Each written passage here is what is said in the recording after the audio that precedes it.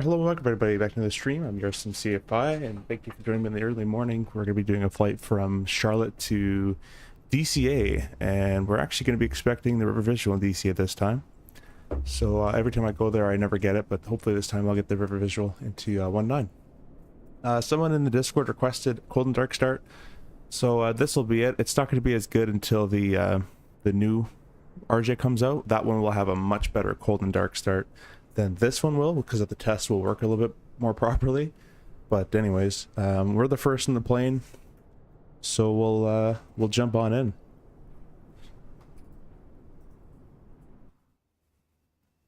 So you can see you come to a cold and dark airplane, and move my mic here. And the first thing I like to do when I jump in, just at the door here, is you'd want to check all your circuit breakers. You want to feel them out just to make sure that everything's actually closed. Obviously in the sim world, you can't do that. It's always going to be pushed in, but you would check these, and then you'd go through your safety check or whatever your company deems. I don't know if this one actually has one built in here. Give an originating check, but Flight Sim Captain, welcome to the stream, my friend. But anyways, the safety check would comprise just to make sure the airplane was kind of left in a good state. You know, the gear is down, the flap lever is up, the hydraulics are all off, or the 3A pump specifically is off. What else? The ADG is not deployed, the landing gear manual is not pulled or anything. Things like that. That was what the safety check would kind of comprise. You'd check all your safety equipment, the fire axe, the flashlight. The flashlight you'd actually have to check. I can't remove that armrest, but you check for this flashing light, and that just means it's charged. If it's not flashing, then you'll have to go get a new one. So there's two of those on each side. Got the med kit there. This is where we hold our hat, and the cool thing about the RJ is it tells you what should be in this side. So you can see this side has the flashlight, the axe, the fire extinguisher, right down there. This is where we hang our jackets. So if you have any jackets, there'd be two hooks. You put your jacket there. This red thing is where the jump seat would lock into, so the jump seat would slide out of here and lock into position there. Anyways, you do your company safety check, whatever that comprise of, and then usually during there as well, you'd also have the battery turned on. And we'll go ahead and silence those. We'll click the electric page. Obviously, there's no AC power being supplied right now. Click electric once more. And we're looking for a battery voltage, APU bat and main bat of 22 or more. And so that's been shown. There's no emergency bus that's been activated, so that's fine. And now that that's been all checked, we can go ahead and click the AC power.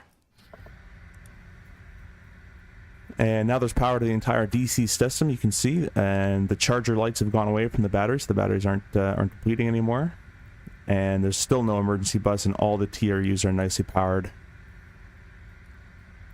Click electric page once more, it gets back to the AC page, and on the external power has now taken the load. Obviously the engines and APU is off. Everything is green. We're all good. The CRJ is pretty good in that if I turn the switch off, the green light for this AC power will only turn green if the power is sufficient, if the power is good. If the power isn't good, that won't go green. So that's also a little thing for us as well. Anyways, you'd have a look at all your CAS messages and just make sure that everything is here. Sometimes when you're training in the sim, what they'll do is they'll blank one of these out. Once you have battery and external power on, they'll put a dash dash dash, and that oil pressure has failed.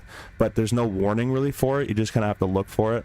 So once the AC power is put on, have a good look at the instruments here, or the gauges here, and have a look through all your messages. They obviously will be a lot of them because nothing's on, but just to go to the next page, you can see it says page 2.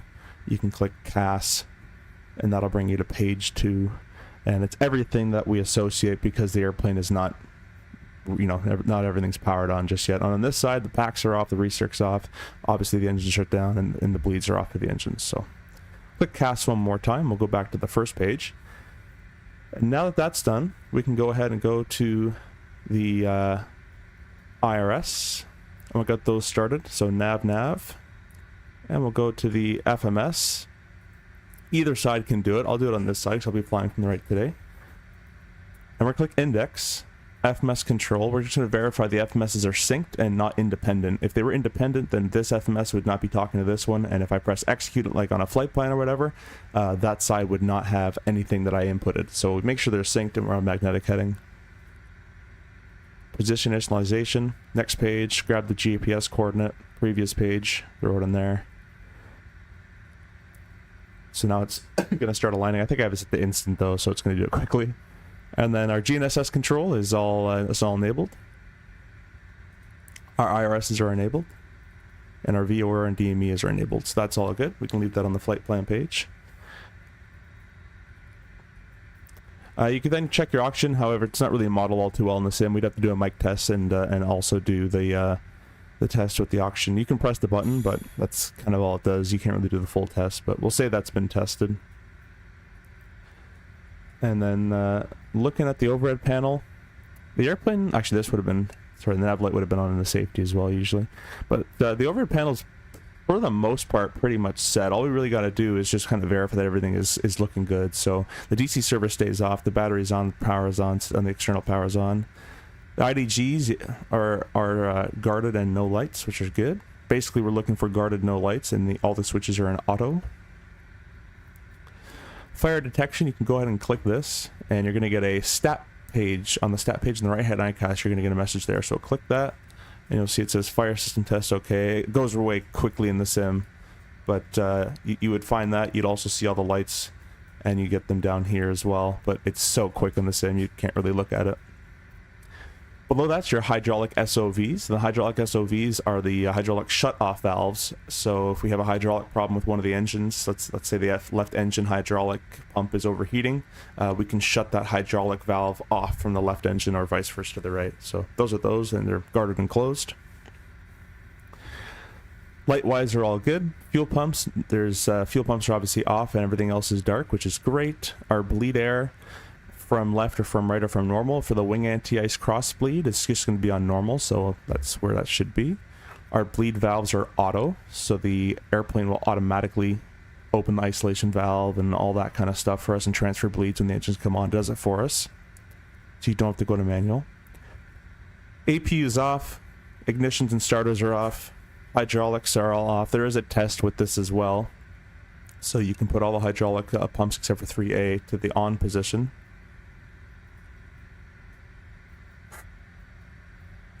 And you can see we got 3,000 PSI in all the B pumps. Temperatures are good, quantities are good. And then all forward.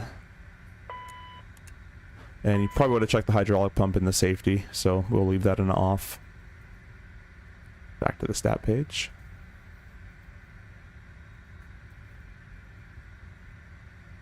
Top right corner, just make sure the man rate is in the most decreased position, so that's all good. Packs are still off. We can go and actually, yeah, we'll leave those off for now. Recirc can get turned on. Everything else is looking good. Wing anti should have a test with it as well, so you'd click the test. ADS heat test okay. That should go away by itself. Okay. We'll do it. Window heat goes to low.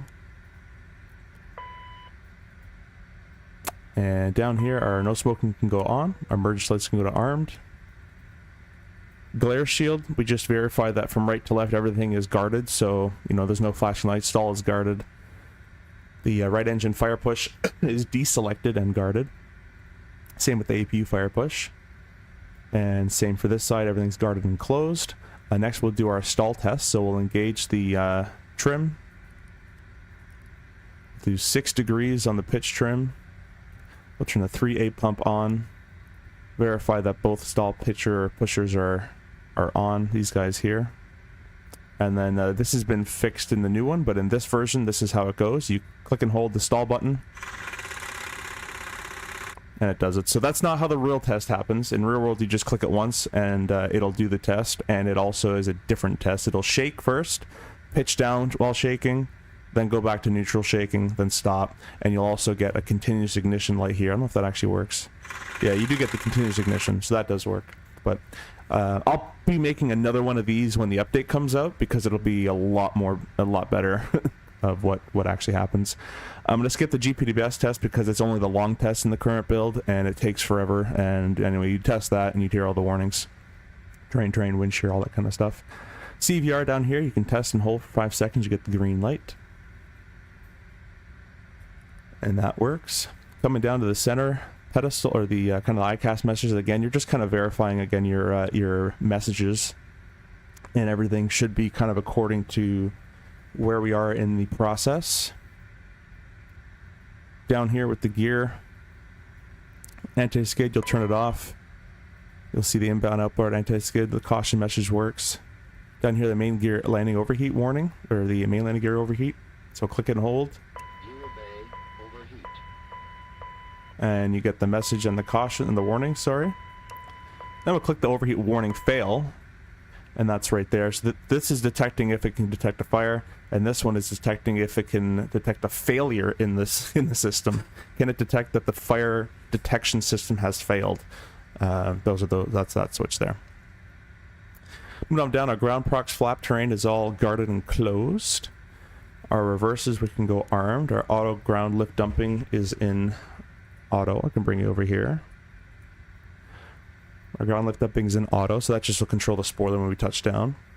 Spoilers are retracted, the throttles are shut off, and the flaps are still in zero. Coming down here, you can set your radios as you like. We'll get to that shortly. Our transponder's on standby. Our standby radio can go to standby. Our trim's already been engaged. And our yaw dampeners can be engaged as well, and the yaw dampener message should go away. Something with these yaw dampeners and these trims, by the way, you can't really tell when they're clicked. So if I go ahead and disengage them,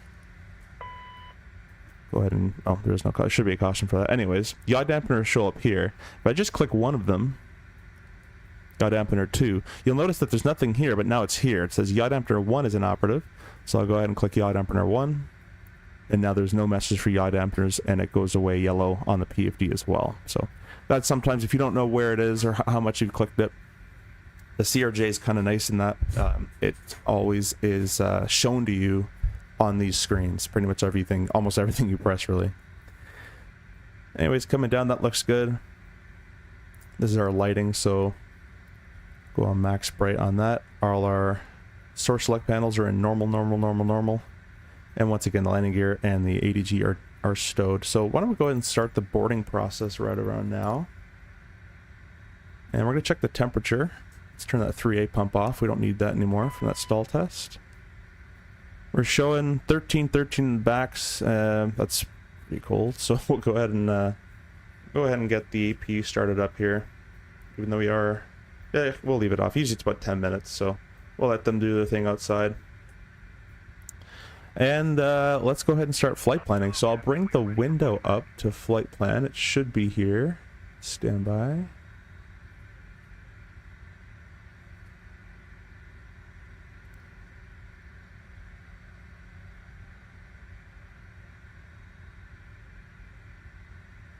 Just gotta find the right one.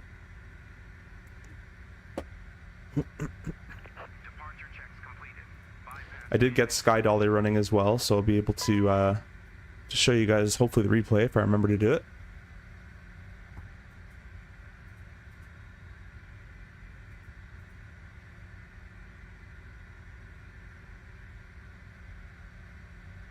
Huh. Yeah, I can't get the flight plan to show, but anyways, I'll type it in. We'll get going here. So we're going KCLT. Bring action to close off cargo. Oh, okay, I guess they don't need it open. Usually they would. There you go. Add to KDCA.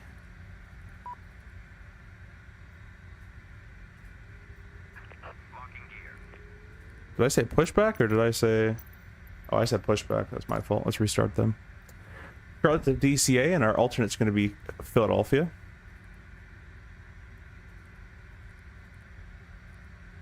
We're 5172 and we're being blue streak today.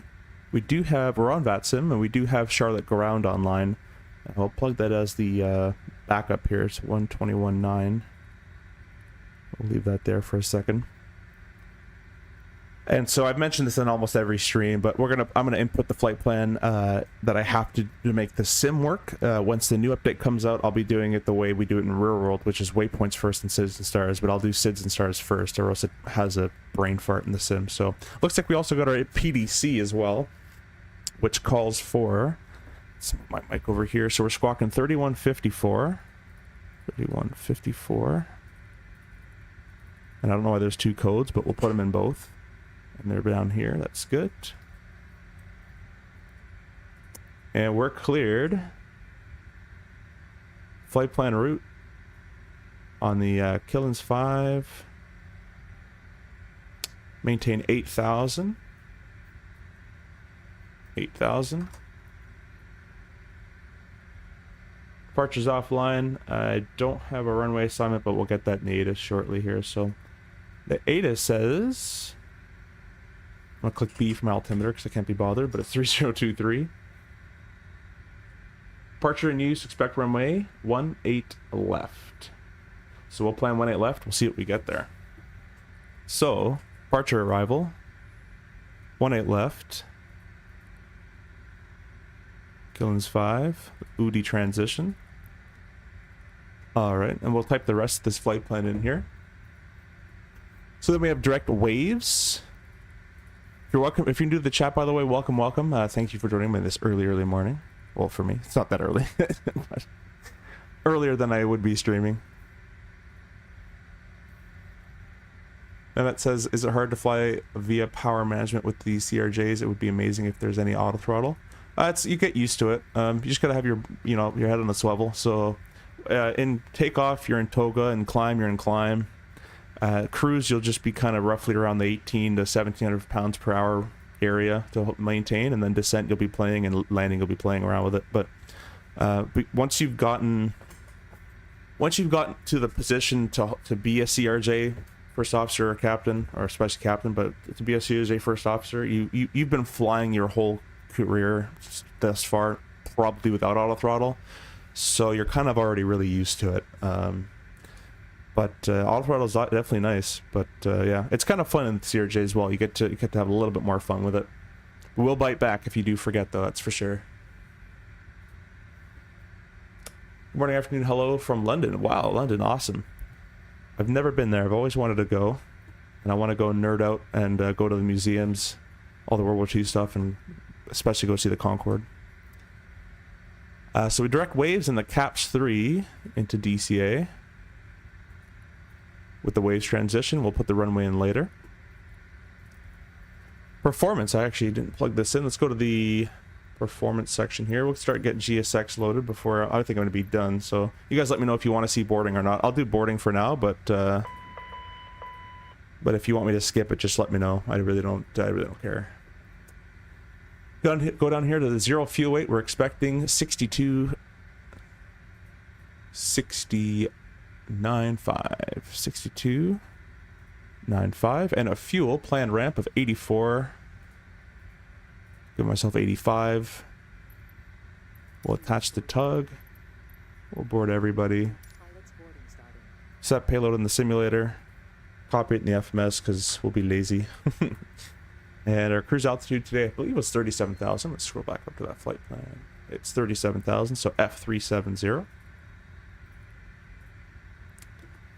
Justin, you're welcome. It's not the beta. Yeah, no, it's not the beta. I can't show that. I wish I could. Really wish I could. I want to use it. I want to show you. That should be... There we go. But I unfortunately can't. Now it says when you take climb mode on throttle, does the plane still doing nose down in order to gain speed? For example, does it matter if you select climb 280 or full thrust 280? No. So if you're in climb mode, the autopilot's main objective is the speed at that point, and then if it has excess speed upwards 280 plus, it'll use that to climb. But unless it has 280 knots, it's not gonna climb. So doesn't matter which power setting you're in, it's all about what speed you're in, so, or how much speed you have. So if you're at 290 knots and you've selected climb 280 and your idle thrust, the nose is still going to go up because you have 10 knots extra speed. It's not going to stay up for long. It's going to bleed that 10 knots pretty quick, but it's still going to go up to 280 knots. And then it's your job to manually add thrust into the climb D10 is all you really need to maintain that climb going. So if there's excess speed of whatever you've selected, so if you selected 280 knots and there's excess of 280, it'll climb it up. If it can. And we'll scroll down here, sorry, to the alternate cruise altitude, which is 19,000 feet. They put Philly as the alternate. I'll just go to Dulles. IAD is right next, like 5 minutes from DCA, so I'd probably just go there. But we got a +5 ISA deviation today with a +33, so tailwind, and 19 in the cruise, not that much, and +5 in the descent. Tailwinds the whole way is planned. Our departure time expected is 17:10 with a reserve of 1571. Taxi fuel 500. 400 is pretty default. 400. Our performance will verify that our advisory nav is enabled. Our flex, it's probably not going to work. Yeah, that has been fixed. Don't worry about that. But we would probably flex this takeoff, probably a 45 or a 48, somewhere on there. VNAV climb is 287.7 is good. Our VNAV cruise, we're supposed to be cruising today at 255.79. That's pretty quick, actually. Usually when there's tailwinds, they plan you a bit slower so you can save some fuel and get your tailwind. And our descent looks okay, 74, 290, and a 4 degree. Radios are auto-tuned for the navigation radios. MFD menu, we're going to be on the right-hand side. We're flying from the right, so VNAV on the right. Speed and altitude, range select. And on the left-hand screen, the left side will be pilot monitoring, so they'll get on, speed and altitude, and range select, and anything else you'd like to put on. You can put on airports, missed approach, whatever you want. Flight plan page, copy active, legs, so that's all been done. We're boarding up people now within 10 minutes to push. Let's go ahead and start the APU with a power switch first. APU in byte. The test has been completed. SOV has been opened. The gauges have appeared. The door is open. Press the start button. Let's catch up with these comments here. Sorry for the type rating questions and type rating. These aren't really type rating questions. And thank you for being very informative whenever I use this amazing plane FS. I would. Sorry, I can't read today. I always try to follow SOP like real CRJ cadet. Well, that's nice. It always makes it more fun, right? To me, that's what makes simulation fun. If you try to follow it as close as possible. I'm never 320 cadet, but I really want to fly these babies. Yeah, this plane's pretty cool. It's definitely gonna bite you if you don't pay attention to it. It won't hold your hand. The APU is online. We'll check the electrics. The APU is taking the load. You can see that. And the ground power has been shut off the system. And what we actually have to do, we can't do it in this version of the sim, but this switch would be pushed in, and we would click this switch out and then tell the ground power or the ground guys to disconnect. If that switch is left in and they disconnect, sorry, they could actually get a grounding shock. And they can actually be shocked when they pull that wire. So we really want to make sure that switch is pushed out or pulled out, I guess. Anyways, go to DC page, and now the APU is powering everything on the DC's section as well. No charger lights, no emergency bus. Everything's green. Everything's looking nice. So we'll go back to the stat page, and we'll click on the ECS page. We'll go ahead and turn our packs on. Left pack, right pack. And we're going to dial a temperature of 23 or so. I've found most times no one complains when the temperature is 23 to 24 is both in the cabin and the cockpit there. Now that says cockpit and cabin. It's kind of misleading. Cockpit is the flight deck and about the first class, if you have a first class cabin, or the business class cabin, the first kind of 12 seats, and the cabin is the rest. So it's not just the cockpit, but in real life, but in real life, all of the regionals have shifted to ERJs. I guess in 20 years we won't see any regional CRJs. Yeah, the CRJs will be going away soon. Reason being is it's kind of hard to find parts for them now. Mitsubishi took over the distribution of parts and making parts and that kind of thing, and I've heard it's a bit hard to find parts. So yeah. Let's go ahead and we're flying from the right hand seat. We'll go and transfer to the right hand side. We're going to get our acceleration height plugged in with the MDA, and we're also going to get our V speeds plugged in. So if we go to the EFB, we have flap 8 with dry runway. And these are all the speeds. You can set them in manually with this little knob here. That would be for V speeds, that would be for your VT speed. Or you can just click set all and let it do it for you. So we'll click set all. Acceleration height wise, which would be in our AirCars TLR, but we don't have one of those. So it's showing about 750. We'll call it 1750, 1,000 above. So MDA on this knob here, click it in, and we're going to scroll this all the way to 1750. And that's the altitude where we're going to go, instead of climb V2 plus 10 to 20, so 59, 69 area, we're going to accelerate to VT plus 10, so 206, 196, somewhere in there. So that's the altitude we're going to accelerate at. It also has some beneficial stuff for us in the engine out procedures, but we're not in the sim. You won't get that. So we're going to set our clock up properly, so it should be in GPS mode. We do that with the mode button till GPS, and we'll select ET. And we'll set our trim 6.9. 6.9. We'll go ahead and look outside. Again, guys, if you want me to skip the boarding process, the visual of it, just let me know. I'll skip it. I really don't mind. And it's a pretty big...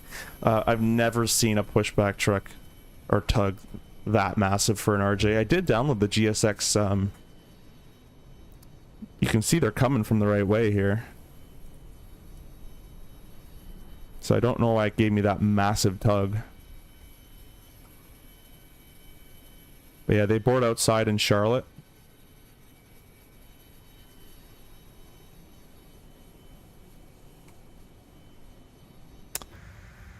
Well, we can give a bit of an approach, or not approach. My head's already in DC. Could give a bit of a takeoff brief real quick, just to know that we are using 218. What they say here? What do we plan? 18 left, so it should be a very quick taxi. Charlie 12, pretty much, and you're out there already. Takeoff briefing wise, let's see what OFP has for us. We'd obviously get a TLR that would give us if we're flexing, if we're full, rolling or stopped, bleeds open, bleeds closed, that kind of thing. But anyways, scroll the OFP says it would be a flex of 46, which I can't do because it's bugged right now. But it'd be flex rolling, bleeds open. It's a flap 8 on runway 18 left. There's no need for the continuous ignition. Anti-ice not required either, and the minimum visibility is more than fine for today. It's basically VFR. We're doing the Hillens 5 departure. Just have a speed restriction. Accelerate to 250 if enable will advise. Reaching 10,000, accelerate to 280. So basically our normal CRJ climb speeds. That's awesome. And we're taking 18 left, heading a 183. Go ahead and set that here. 183 to 1260, then a right, then on a heading of 183, or as assigned, vectors to 8,000. And if we take a look at the FMS, we have runway 18 left, 183 to 1260, then 183 vectors. So that's what we got. We can do it in nav mode. I don't have an engine out procedure because I don't have any of that aero data on hand, but it would most likely be runway heading, passing 1750 as the level off. So that's all done. Consider yourself briefed. Lewis says, what is the current state of the update? Are most of the things fixed? What shall we expect a release? So I'll talk about there's two questions in there. The first part of that question is the state of the update. I'm not a coder, so I don't know where the state of the update is, but me using it, I can do A to B pretty well. We're just fixing, there's a couple things. When you fix something, it breaks something else, and when you fix that, it breaks something else. So we're kind of just in that kind of limbo. So we're squashing bugs by the day. I have no idea about a release, as it's not up to me. So if they wanted to, they could not release it. It's not up to me at all. So I have no idea what it is. It will be coming out, to my knowledge. I just don't know when that is. So I think soon, but I can only think, and that's about it. I don't really know. But we're squashing bugs by the day. There's a lot of people finding stuff, and it gets fixed either the day of or the next day for sure. Anyways, we can go ahead and Uh-oh, connection lost. Yeah, it should come back, hopefully. Go ahead and do some before start stuff. The APU's on. 3A can go on. We're landing in DCA, which has an elevation. If you guys don't know how to find an elevation, by the way, if you're an airport that you're going to, just go to Index, Database, KDCA, and it's 14 feet, so the landing elevation is shown right there. All you gotta do is, 14 feet's about one click. It's 20 feet. Hopefully it will go away. So that's good. That's set, and yeah, basically just waiting on people. Connection's been restored. Awesome. If you guys have any questions as well, that we're just boarding, so feel free. Yeah, Lewis, no worries. I'm gonna leave it like this for a bit, and I'm gonna go get my, I made some chicken in the air fryer. So while we're boarding up, please do leave a like button if you're brand new. If you haven't done as well, please leave a like and subscribe as well. Greatly appreciate if you subscribed. It helps the channel grow. I'll be right back, probably about 2 minutes as we finish up the boarding here.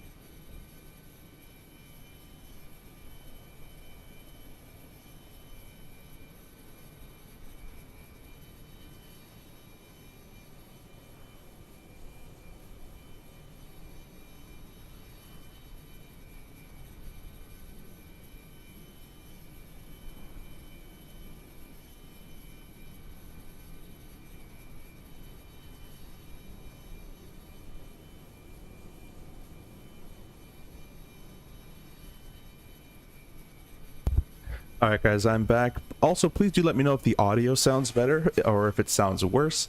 I got a new microphone and I'm just experimenting with where I should put it as I fly around, so please let me know.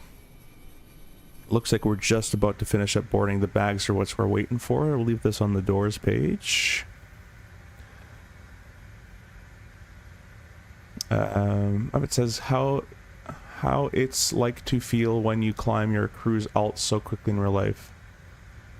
I got a story about that actually. So I ferried an aircraft from LaGuardia, and there was 2 maintenance on board and obviously 2 pilots, and that was it. And we were climbing, so climb thrust, climb 280, and we were doing 3,600 a minute, passing 26,000 feet sustained. So when this airplane is, even when it's pretty heavy, but when it's light, it is a rocket ship.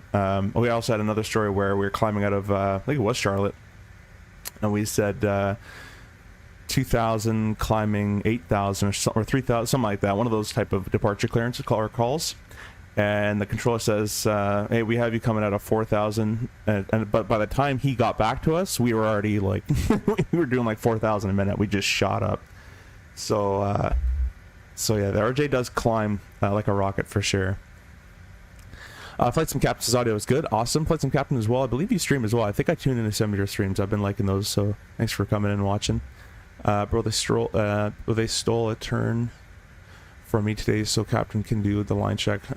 Yeah, I got mine coming up actually. My line check's coming up next week. What is the max climb for 900? I don't even know. I mean, we do in the sim train avoidance or train collision avoidance maneuvers, and with just toga thrust, not even the max power, but just in toga, our max thrust there, and you're pitching as much as you can go. You're pitching all the way just shy of the stall pitcher or the stall shaker. So you're going maybe 100 and 160s, 180 knots, but in nose up with full thrust, we were getting 12 to 14,000 feet per minute sustained to get out of that mountain. So it's quite aggressive. It's quite powerful. I guess SpaceX has some climb ratio. Yeah, SpaceX will beat us. Yeah, exactly, Sliceman Captain. Yeah, it's quite aggressive. And the thing is, when you're doing 4,000 a minute rolled in the CRJ, it doesn't feel like 4,000. You look at your vertical speed like, oh, we're doing 4,000 a minute right now, and you have no idea. Even in the descent, like our normal descent is 3,000 feet per minute idle thrust, and even if you do 335, 36, it doesn't feel uncomfortable. It doesn't look that crazy in the CRJ, like it would in other airplanes. Anyways, we're just finishing up the boarding now. So the flight attendant would come up and say if we're good for the door. Yeah. And go ahead and close it. Wait, wrong view. I was gonna give you a cool view. There we go. Let's go back. We'll do it again.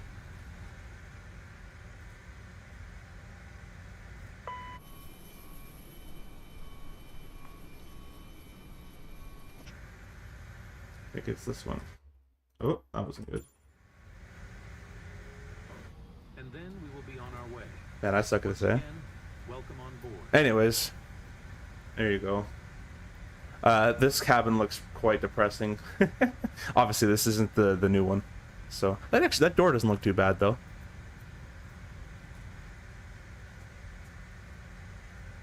Anyways, we're just waiting on the bags, and then we'll be good to get out of here. So we'll check the clearance. I know a lot of VATSIM, it's push at your own discretion type stuff, which I'm not used to. World, you're always calling for a push mostly. So I'll just call for a push. Oh, he's offline. Okay. I'll just push whenever I want. There's nobody online anymore. It says in European part of the world there are only around 60 planes, and these are 700s and 900s. Also, some Chinese companies are using it. Rest of the CRJs in USA. Yeah, a lot of CRJs in the USA. Canada has a couple. Yeah, US is. I think it was. Endeavor has the biggest fleet, or is it PSA? Either one. They have a pretty big fleet of RJs, and yeah, so we're gonna see what happens with them. I mean, the NGs, the 900 NG, and most companies have them now, are pretty new. I mean, 5 to 8 years maybe, or less sometimes. Old, and if they can't get parts for them, that's gonna be a problem.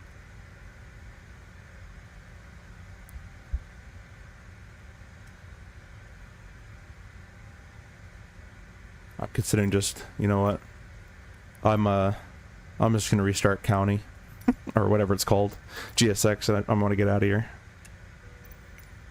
I don't want to wait for bags. I'm just gonna go. Let's go. Prepare for pushback. You do all that, and we'll go ahead and close all the doors.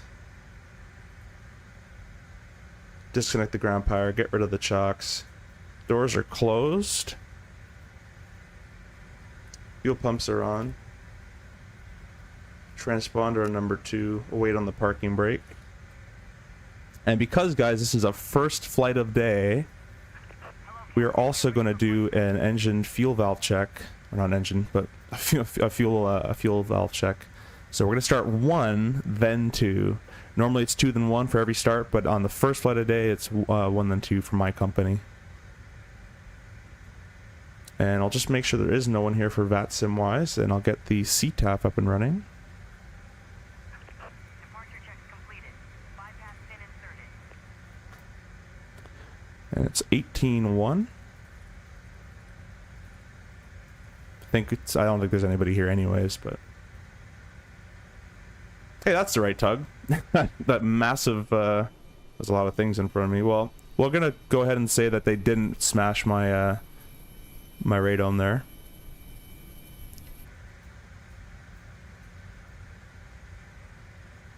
All right, Kerm. Yeah, I was gonna be like, really? I've been mute this whole time. It says fun fact about the CRJ, they use almost identical engine. Yep, yeah, same engine. The 900 uses the CF34-8C5, so it's not the same as the A10, but it's built off that variant. But I think the CRJ-100 and 200s use the exact same one, if not, or maybe it had a bit more power. But yeah, so yeah, pretty cool. They're very, very strong engines. They've succeed very well in testing with fires and all that kind of stuff. So they're very resilient, strong engines. So tail to the west, that means that way. That makes sense to me, doesn't it? Let's do it. Release parking brakes, please. Okay, go doors closed, Blake released. Optimistic push. All engines clear. Start at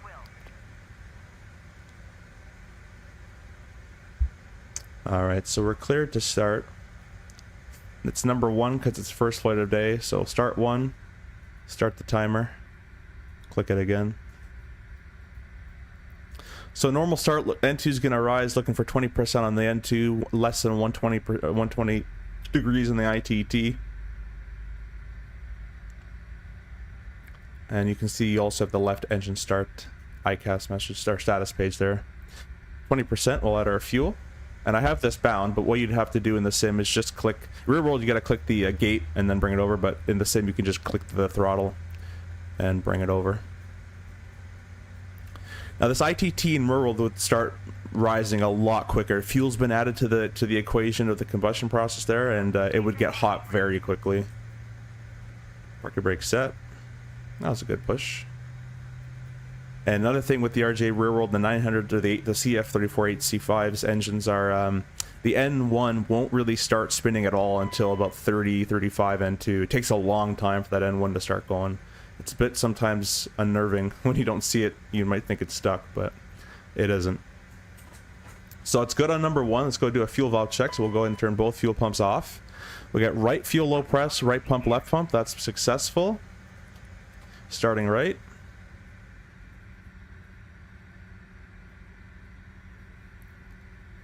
Do all cadet starts with the CRJs on their own fleets before? So I don't know what the cadet thing is. In the US and in Canada, we don't really have cadets. You get your licenses, you get all your time building, King Air stuff or instructing or whatever, and then you apply to the airlines and with the necessary hours and requirements and licenses. And once you have once you get hired, they train you on whatever plane that you got on your initial hire. So I was awarded the CRJ, and then they put me through the CRJ training course. So I've never done the cadet thing ever before. I don't really know how it works. I noticed the cadet thing is more in Europe, where you go on a 320 with 100 hours or something. Yeah, I'm not sure.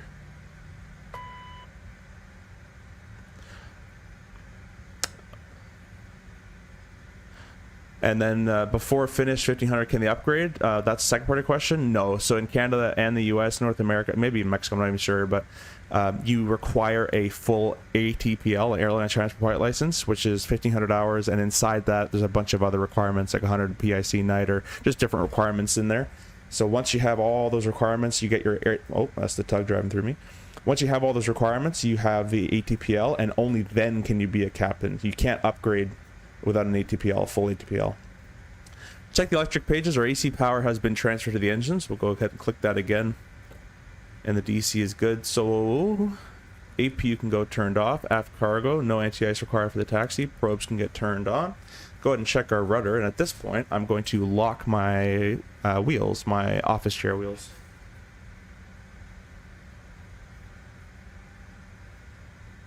Because if I don't do that, then I won't be able to use my rudder. So full left, neutral, full right,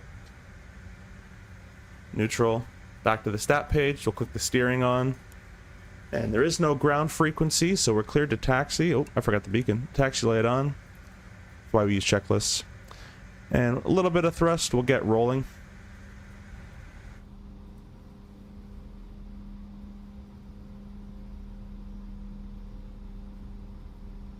So 1500, you're like nothing? No, that's not true. Yeah, it's not true at all. The first officer in I know it's fun to joke about it, but in real world operations, the first officer is when flying can be a good first officer can be very beneficial, especially when it comes to emergency situations and stuff like that. But it's a two crew environment for a reason. The CRJ is a very task saturated aircraft. If you just had one person, so it requires two people to manage it properly. Can one person run the show?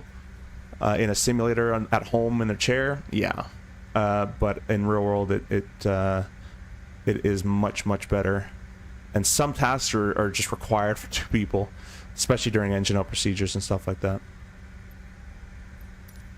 Airbus, you could probably get away a bit easier with it, but yeah. Anyways, we're just gonna make our way to runway 18 left. I'll make a quick call here.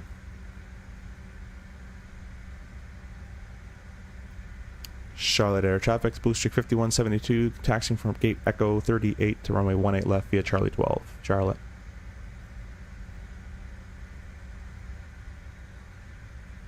It's going to be a very quick taxi, so we're going to go flap 8. And we'll get our cross flow. We're going to check our flight controls.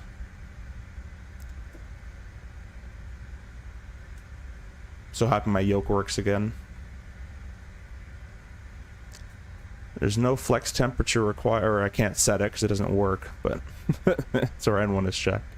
And the cabin would have called up, or you would have called the cabin, every airline's different, to know that they are secured and in their seats and everyone's good to go. Again, the departure is quite simple. It's runway heading as assigned. There is no assignment because there's no ATC, so it's whatever I want. That's simple enough. Even I can do that. So there's 18 left to Charlie already 12.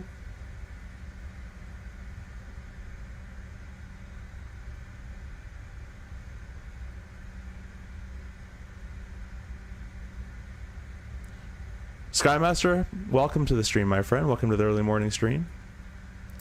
Charlie traffic, booster 5172, lining up runway 18 left, Charlie 12. It looks like we're clear left, although I can't really see all that well. Yeah, we're clear left. And we're clear right. There's another guy right there. We'll do our lineups. We'll get the strobe. Give the flight attendants a ring. It doesn't really work in the sim, though. And we'll check our ICAS messages. Everything looks good, so we'll box those with the stat button. They go away. And the reason we box them, or we hide them, is so in case another message appears, it kind of gets our attention. It can get lost in the messages there if we didn't do that. 18 left is verified. Mehmet, have a nice flight cap. Thanks, man. Herm, will they ever release the CRJ for 24? No comment. That's all I can say there. So we got TOTO, the runway 18 left is verified, the takeoff configurations is okay. And we're cleared for takeoff because there's no one else to give us that, so let's go. Between the screw and the climb there, set's about 70-75%, and it takes forever in the sim for it to be stabilized. But we'll call it good, and then we advance to the toga position. And that is when the FADEC will set the thrust at our takeoff thrust setting. 80 knots, it's checked. Kind of weird calling up my own callouts. And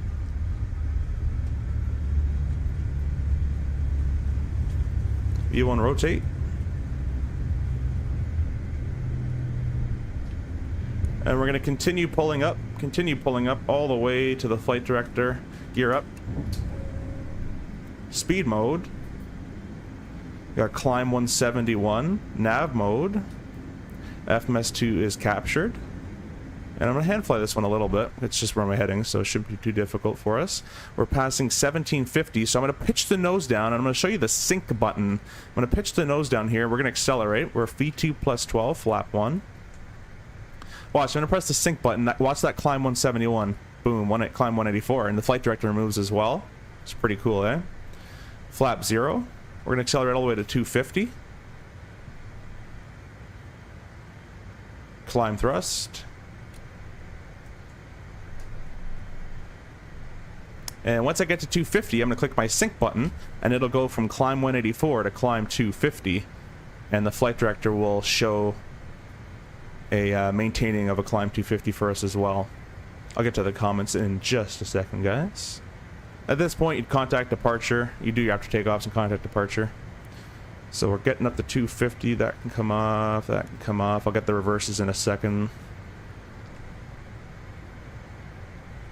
Anyways, as I get to 250 knots, I'll start pulling up. I'll click sync. There's climb 250. Flight director matches, and I'll engage the autopilot as well. There we go. So that's, instead of having to move, look at the reversers off, instead of having to scroll this speed knob for climb 250 in manual flight, just accelerate to the speed you like and click the flight director sync button. It's a button you can map in the flight controls of the sim, and it is a real button. In real life, it is right here. It's not there in the sim, but it's a red button right there. Anyways, there's no one else here. We'll go direct. Let's cut our route a little bit. We'll go direct over there. FMS2 is captured. Cleared to climb up to 37,000. Because that's, yeah, no ATC. Kind of like no ATC. I do whatever I want.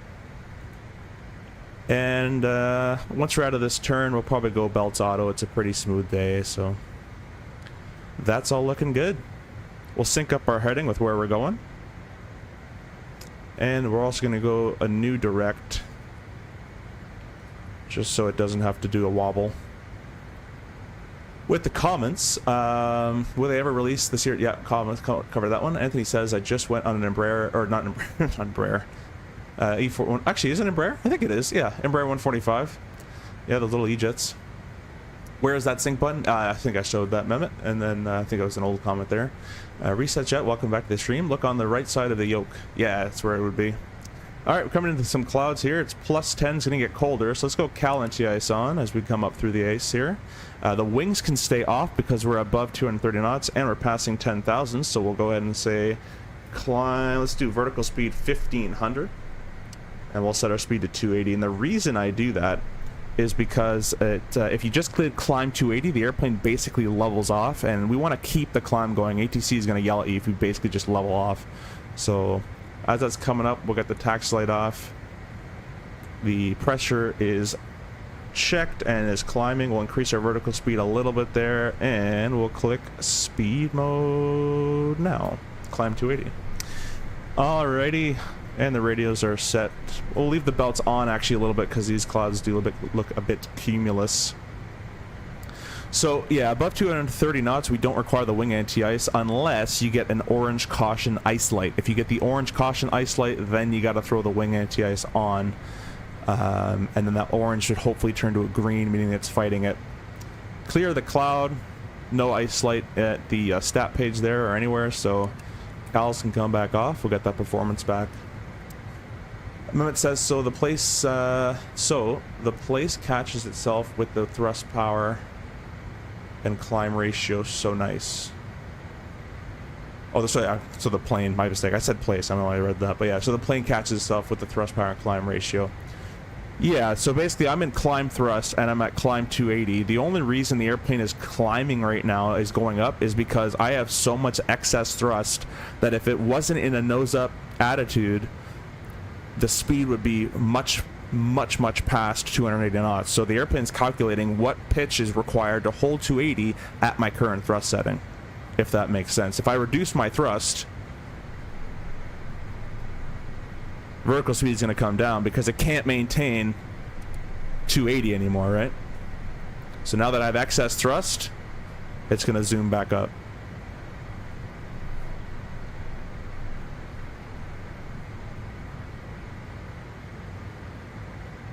It all goes back to your PPL days, attitude, power, trim.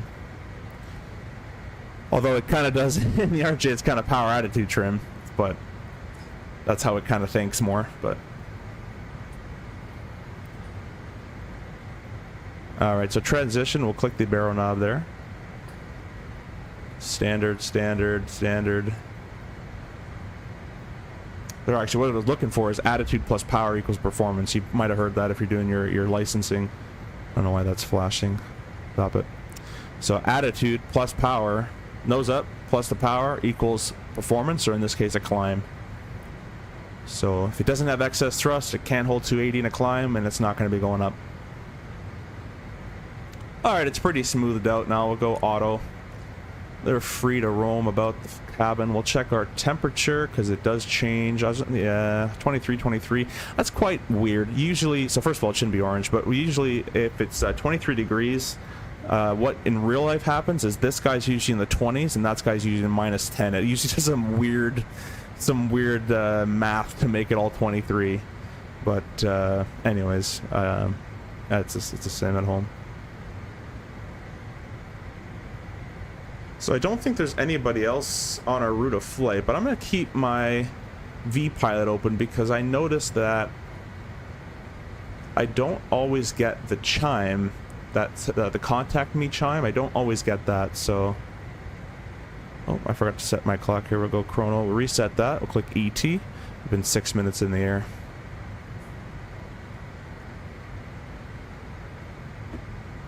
And I'm going to eat my in-flight meal, which is air-fried chicken. But feel free to ask questions. I'll be muting my mic, obviously, so you don't have to hear that. Anthony says, sorry, let's go back to Mehmet says, as long as you keep yourself out of the level off, it's like you're flying with 37 Max. I guess. I don't really understand what that means, but yeah. Anthony says, flight sim should add crew scheduling to career mode. Yeah, go sit for 7 hours. Yeah. Our pairings with my company have started putting in 2 hour, 2, 3, 4 hour sits. Those aren't fun. I like to just keep going, but you know, whatever's required. Prime, welcome to the stream. I don't know if I recognize you, so welcome. I was on VATSIM the other day. HC totally changed my SID. That took me some time in the CRJ. Any tips for changing SIDs in the FMC without messing it all up? Yeah. So at my company, we actually have a change or runway or SID checklist, which is quite nice, actually. Star, not SID. Yeah, no worries for that too.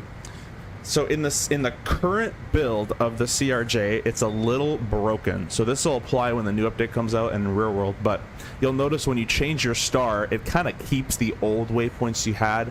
So you kind of have to go and put your new star, whatever it may be, go to the legs page. Don't press execute. Go to the legs page. Find where the new star starts, find where the old star starts, and copy the new star over the old star, and then execute it, and then throw your runway in there as well, obviously. That's kind of how you can do that. After you've done that, throw in any new localizer frequencies you may need, throw the new HCP numbers you may need. This is HUD control panel. I usually skip it in the simulator because in the sim it doesn't do anything in the sim. It's a good habit to get into though, so we'll do it for landing. But get that all numbered away. Get your new V speeds. Your new, if you have a new,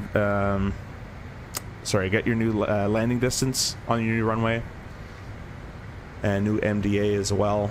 That kind of stuff. For any approach setup I do, and you're going to see me do one, all my approach setups I conduct in pretty much the exact same fashion, and it's WWP, weather, weights, plates. So if they give you a change of a runway on arrival, just do weather, weights, plates. Even if you've done it already, get the weather, just check it once again. Might have been a new ATIS out. Get your weight, so get your landing weight, which gives you your landing speeds and how much runway you're going to use and all that kind of stuff. Get the plate out, so your star and your approach, and fill in the numbers from that. So that's how I would do it. And you're going to see me do my approach setup here as well. Anthony says I'm a scheduler for PML. Awesome, man. That's awesome. Welcome to the channel. Yeah, the schedulers I feel a lot of sympathy for, because you guys have a lot of stuff to do and you have to satisfy both parties, and it's obviously impossible to do that. Mehmet says, before starting my pilot's journey in Turkey, I was really planning to APL program in SkyWest USA. Your people are really good at civil, your people like that, aviation, and having a PPL or CPL in USA, so smooth and nice. Yeah, the States is very good for training up. It's good training. I find that the States, pretty much North America in general, focuses on not so much the written side. There obviously is written tests, but more the practical. It's a lot of practical knowledge you have with learning in the States, and what I heard in Canada as well.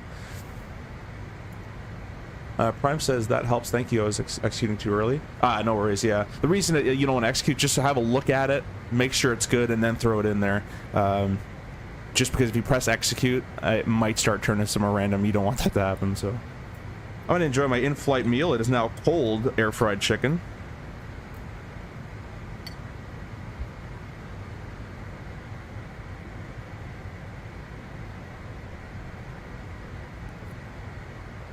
Anthony says, I'm the 117th guy, so if I call, there's a problem. Yeah. Don't answer your phone call.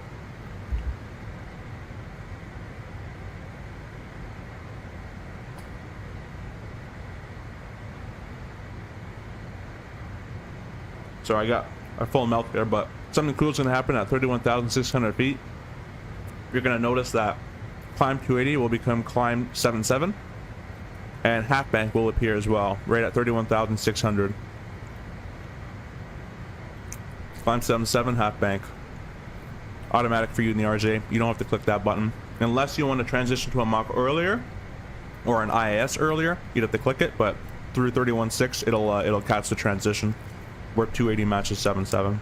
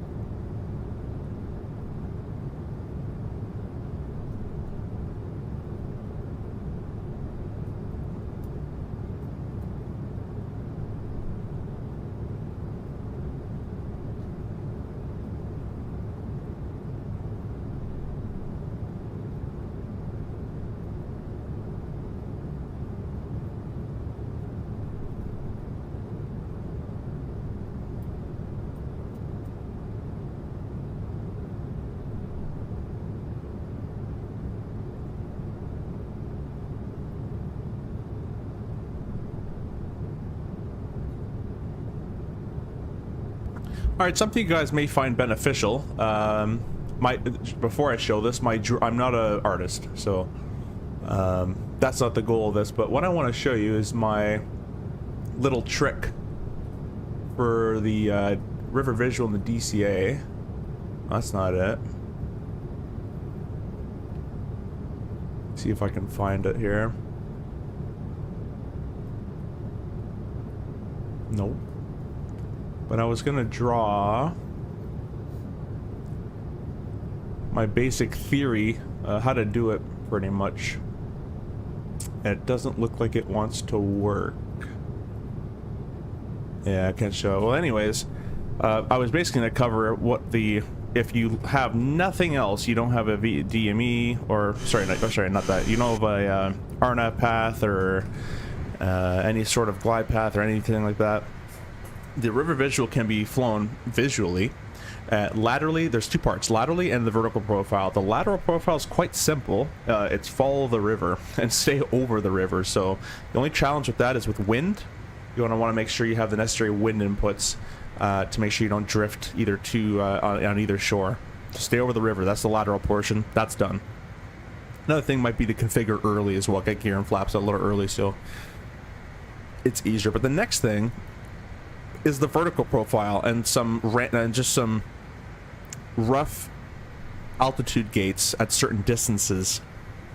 So a standard ILS is a 3-degree glide slope, and if it starts from sea level, it starts usually, if you look at any approach that starts at sea level like an ILS, and it's at, let's say, go to somewhere in Florida like Tampa or something low, even DCA, runway 1.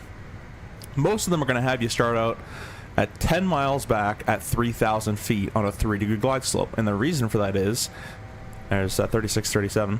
The reason for that is every 1 mile flown on a 3-degree glide slope is 300 feet. So 3,000 losing 300 feet every mile, you're going to end up at zero at the so you're going to end up at pretty much 0 feet for the most part at the end of that 10 miles. So on the river visual, if you're starting at 10 miles, you should roughly be about 3,000 feet above ground, roughly. 5 miles, you should roughly be about 1,500 feet, half the distance, half the altitude. At 3 miles, roughly 800 to 900 feet. And by that point, you should have the PAPIs in sight and could be able to use it. There's the alts cap. And today we're cruising at 7.9. So alts cap, we'll select 7.9. I'll leave it in climb thrust to accelerate to 7.9, and then we'll back it off roughly to about 1,800 pounds per hour on our fuel flow. But anyways, 10 miles at 3,000, 5 miles at 1,500. I'm using the radar altimeter for that as best source you can above ground level wise. And then at 3 miles, about 8 to 900 feet. And then under that, you should be able to maneuver and see the PAPIs. Now, to maintain a glide slope, let's go and back our power a little bit off here. You're going to need a feet per minute to somewhat aim for. And a very quick trick for on a rough on the ball feet per minute is you're going to take your ground speed. Now you're going to want to be, when you're using this, you're going to want to be hopefully configured already with gear and flaps. If you're not, you'll have to keep calculating new ones as you change your speed. But let's say your gear down, flap 45, everything is good to go, and you're roughly about 140 on the ground speed on your descent. Well, 140, if you cut that speed in half, which is 70 knots, add a 0 to the end of 70, so 700, that becomes 700, and that's going to be your feet per minute. So at 140 knots ground speed, you're going to roughly need about 7 to 750 feet per minute to hold 3 degrees. So what I would do is, let's say at 6 miles, I was at 1,800 feet. And at 5 miles, my rough numbers is 1,500 feet. So I'm going to descend more than 700 a minute, maybe 1,000, 1,100 a minute to get to that 1,500 by 5 mile mark. And once I'm back on that rough profile, I'll go back to what's going to maintain a 3 degree glide slope, which is 700 a minute in our calculation. I'll kind of show you how it works, and I wish I could draw it, but it's just not working for me. But I'll kind of show you how it works once we're doing it. But that's kind of the rough way I do it. So we're expecting DCA pretty shortly. Let's go ahead and start planning this. So we'll get the weather, although I think everybody is still offline, so I'll just use Navigraph weather. And we'll do a top of climb as well. We've reached it in 18 minutes. And we need to be level, they're predicting 21, so we're 3 minutes early on that or so. And our planned fuel is 5,600. We're at 64, so about 800 pounds over planned. Our minimum is 4,600, so we're about 2,000 pounds over minimum. And all the RVSM altitudes check. So that's good. Now we'll do the weather in DCA. 210, 13 knots, 10 miles. Yeah, so it's VFR at 3017. We've already checked that the RVSM checks, so we'll go ahead and throw 3017 in there. 16 degrees, beautiful day, and the wind's very nice and calm. So we'll be playing the river visual 19. So on the CAPS 3... let's go ahead and expand our scale here a little bit. There we go. Now let's see what descent points it wants. 20, okay, we're still good. So we'll be coming in through waves, 280 below 220, above 21.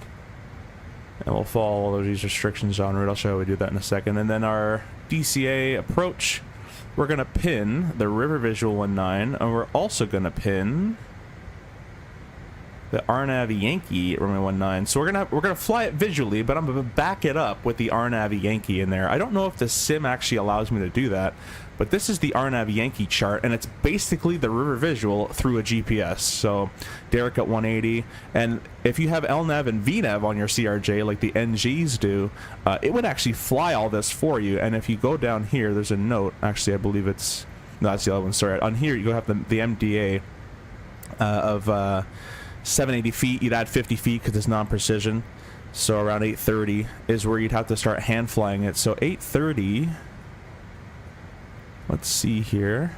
So basically all the way up between slackers. So the LNAV and VNAV will fly all the way to about this point, and then it's manual flying from that point in. So it's kind of sweet. In real world, I've seen it once done with the VNAV. Usually I don't get the VNAV birds.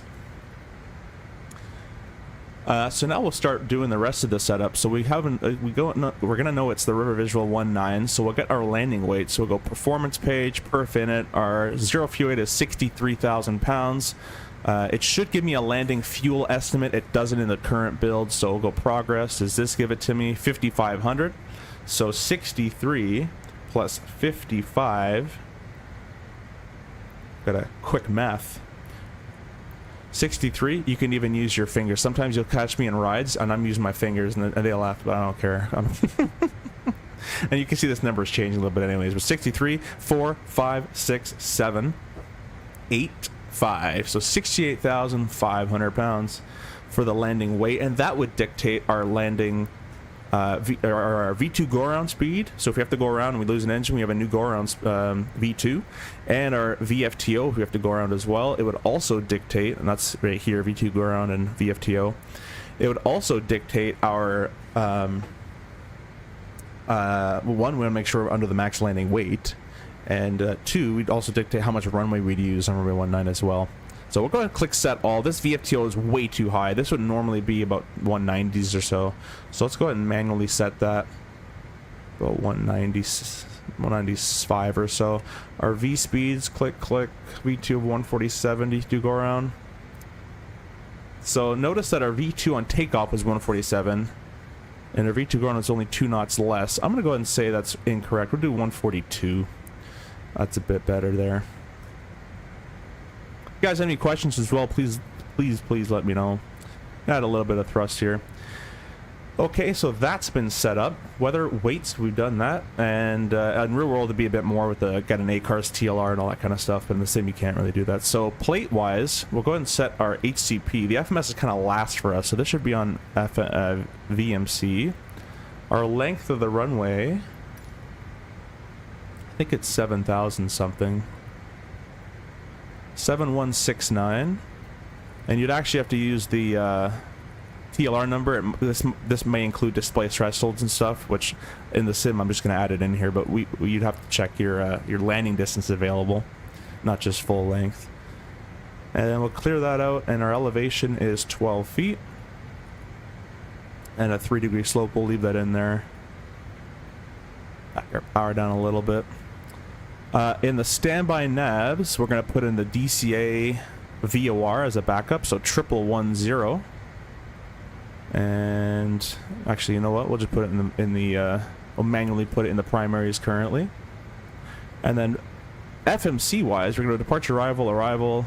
We're going to plan the RNAV Yankee, runway 19, legs page.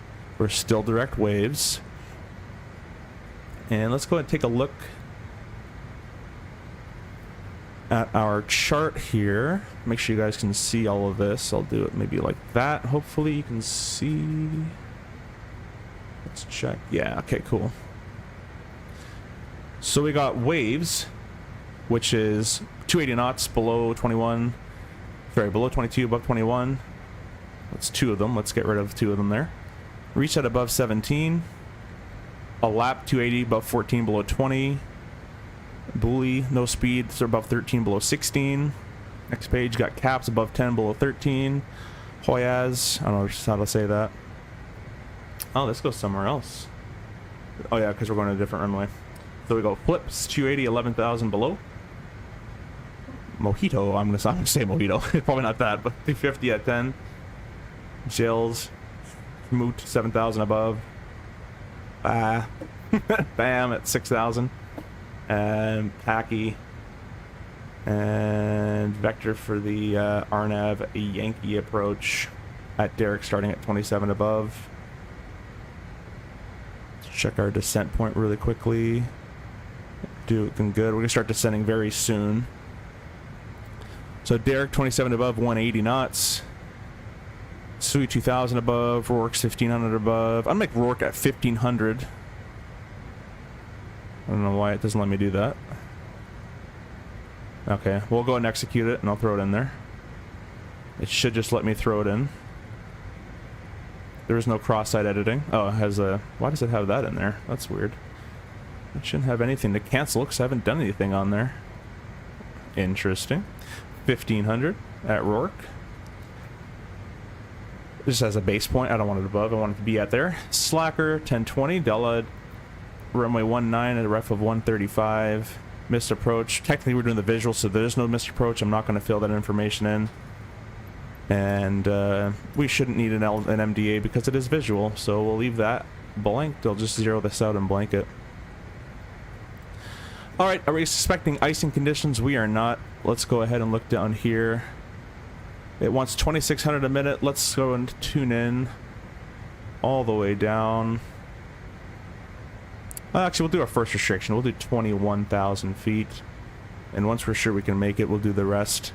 So it wants 2800. I'm going to wait a little bit longer.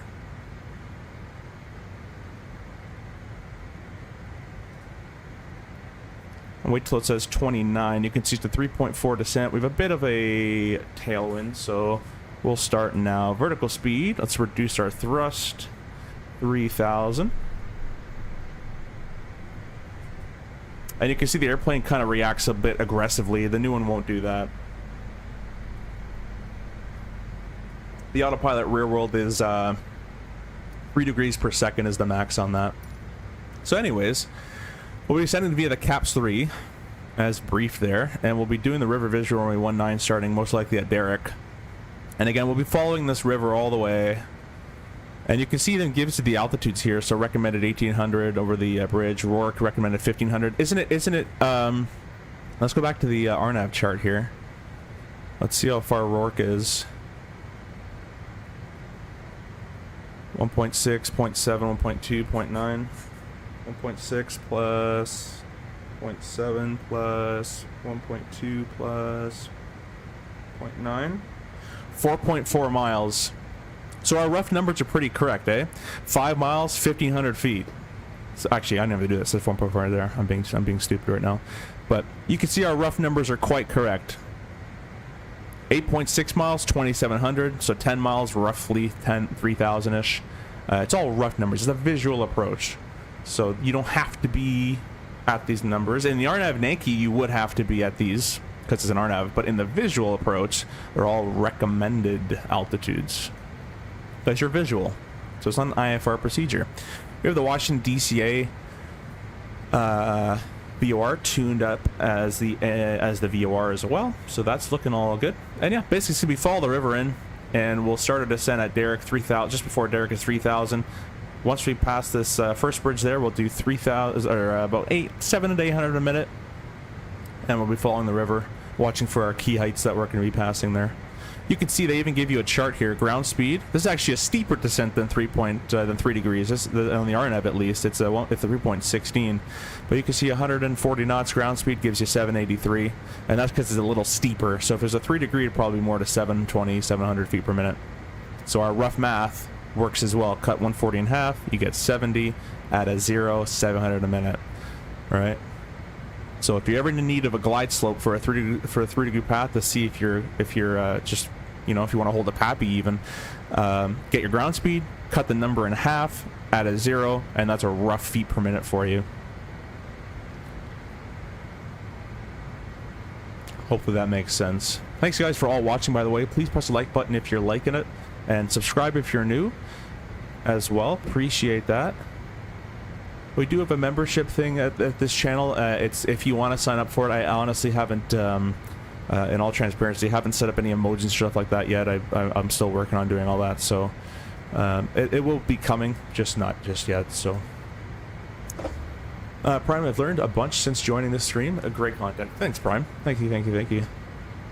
So you can see that we've passed 31,600, so we've gone back to IAS instead of Mach. They want waves at 280. We're currently going to be passing 21,000 feet, just shy. I want to keep it descending, so let's do maybe 2,700 a minute. Maybe 28. What does the next one say? So this one's 26 to be at... It wants 2,600 feet per minute to be at 22,000 feet. So I'll do 27. The next one wants 27 for 17 above. I know it doesn't say that here, but that's what it says there. It always glitches here. The next one's 27. Okay, so we'll do it like that then. Add a bit of thrust for 280. Always gotta watch that speed. We're still descending shy. Let's do 2400. Let's do 2300 there. I'm basically going to want to thread in between 22 and 21, and I want to just keep it going down nicely.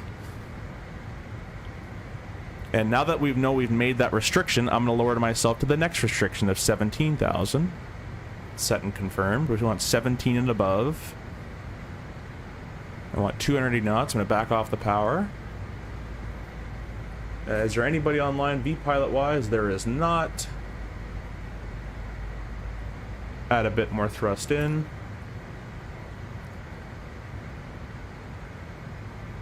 Now, rear world, when we go to the RNAV, the reason I would use the RNAV as well is you get a advisory VNAV snowflake. I don't, it tells you a rough glide path to follow. I don't think that's modeled too well, but that's why we back it up with the RNAV, just to have it there as a VNAV path. Even without the NG, it would give you an advisory VNAV.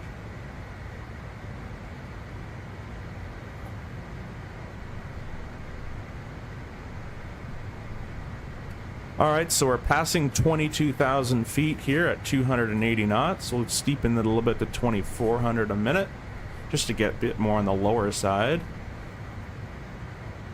Kermit is 17 and above. That's looking like it's working nicely. You can see how beautifully that worked out, eh? 280 knots, just passing the waypoint at below 22, above 21.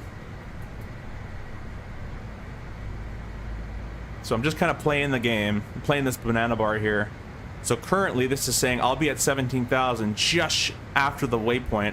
Let's go ahead and do 2,300 a minute. Let's do 24. Basically keep an idle thrust for the most part here. Go ahead and sync our heading again.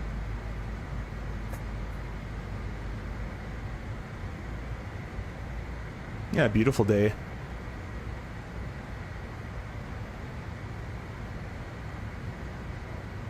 Again, it's a 17 and above, so we can be above it, and we're going to be above it just barely. So we are going to make that restriction. I'm going to go ahead and lower the next one, which is below 20, above 14. So let's go ahead and do the lower side. Let's go to maybe 15,000 feet. Okay, we still make that 14,000 feet. Perfect. We'll keep this rate of descent the whole way down to 14,000 then. What we got to watch out for is still a 17 and above. So if we get to 17... I'll have to reduce my vertical speed because I can't go below 17.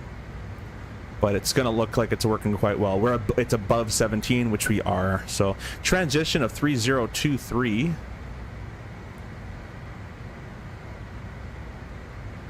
I'll plug that in there. And that's already... Oh, sorry, 3017. There we go. And we'll do it on this side as well. It's all set and cross-checked. 17 just under 18 there, passing Kismet, so we're good on that. The next one's 280 knots above 14, below 20. We're going to be 14,000 feet just past the waypoint, so that's going to work out quite nicely for us. Is there any speed restrictions coming up other than the 10,000? There is not. So I think what I'm gonna do... Oh, they want 280 there. Yeah, okay. So we're gonna keep 280. They want us quick. I like it. And that's kind of the game we're playing. We're just going back and forth if I'm going to make that restriction, make the speed, that's kind of thing. So you can play the banana bar a little bit. If it's icing conditions and you need your wing and your cal anti-ice on, that will increase at idle thrust. That increases the N2 value, and because it has to provide enough bleed air to the system, which increases your thrust. So it's harder to slow down with your wings and engine anti-ice on. So if there's any anti-ice considerations required, you wanted to start descending a little earlier. So I went down when it said 29. I went down at 3,000. I would start going down at when it says 26 in real life, and I'll go down at 3,000. So we're gonna make this restriction. Let's go ahead and go their next one, which is right down to 13, and I'm gonna reduce my rate of descent here. And I'm going to get this banana bar where it's just past buoy. Well, maybe 1,000 feet per minute. Add thrust for 280. That's still going to be quite shy there.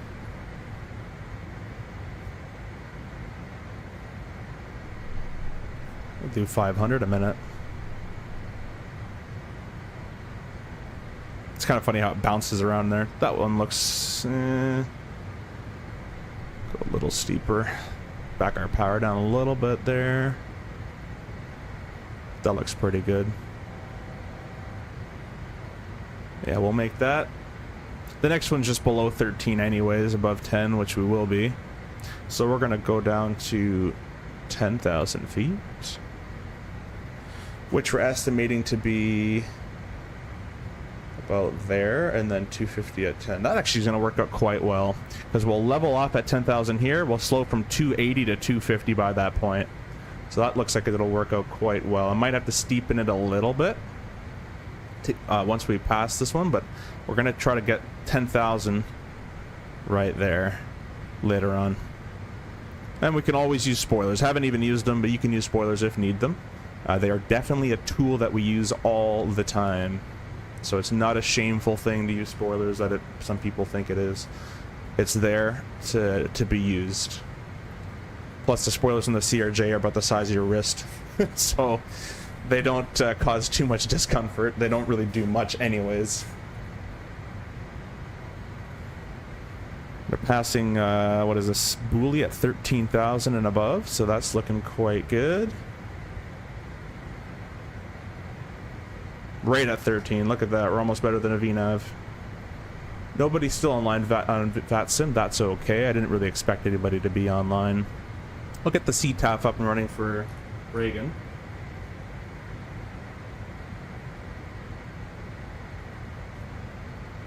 It's 19.1. We went from 18.1 to 19.1.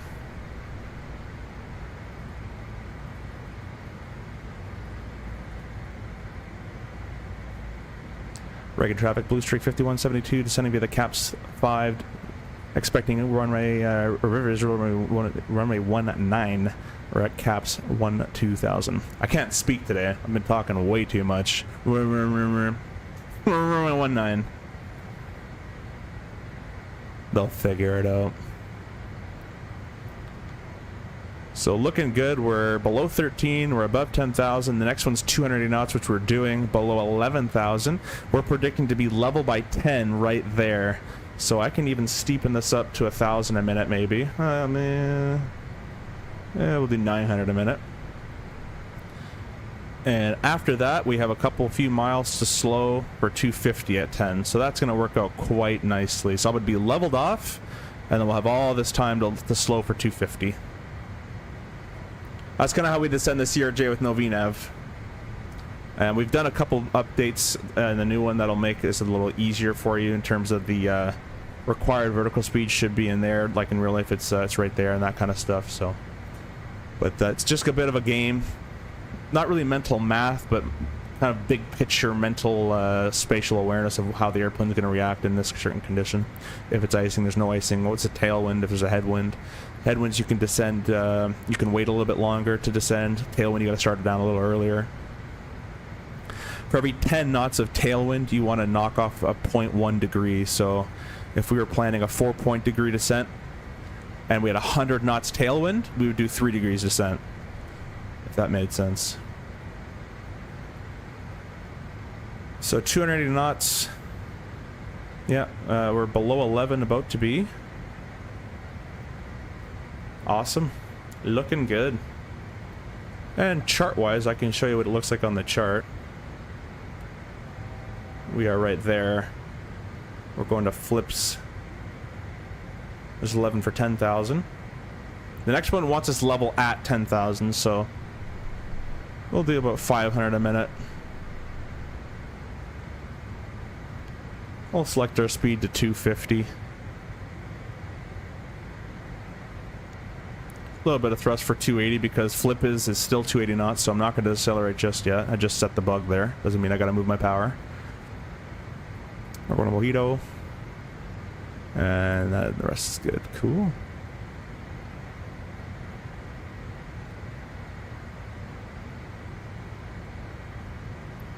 So I think I'm gonna have to give myself a little bit of vectoring, because if I was doing runway 1, I'd be pretty much straight in, but I'm doing 19, so I'm gonna have to go all the way over here and then vector myself to Derek and then do the whole visual from out there. I am running the Drewski, I think it is, scenery for DC, both the city and the airport. And you can see the airport should be just over there.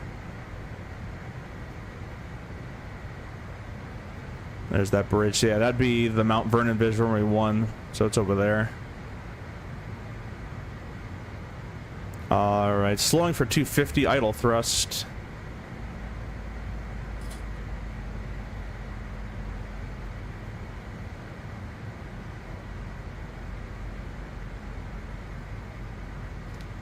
Alts cap 10,000. As your airplane levels off, I'm going to slow down even quicker. And we're going to start adding our thrust about now for 250.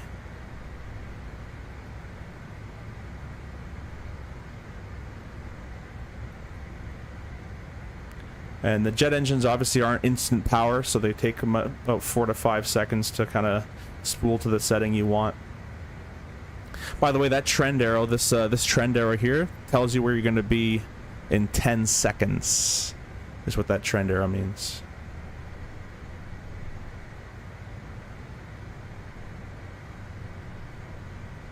When it's at its full deflection anyways. So 250, 10,000. The next one is above 7,000 and then 6,000 at BAM. So I'm going to go and put 7,000 just as a reference, and then we'll go down to 6 after. Let's see what they want. Shills, Schmoot was 1,000 a minute. BAM wants 1,100 a minute. Okay. We'll do 6,000.